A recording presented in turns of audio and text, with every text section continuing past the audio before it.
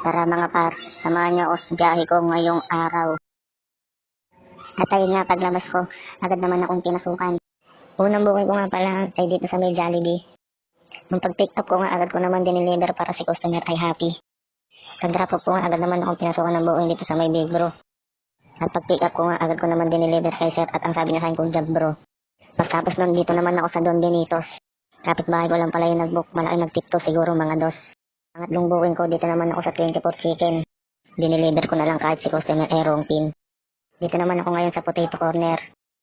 Diniliver ko na kaagad kasi kanina pa doon nag-aantay sa akin si customer. Pagdating ko, nakasandal pa siya sa pader.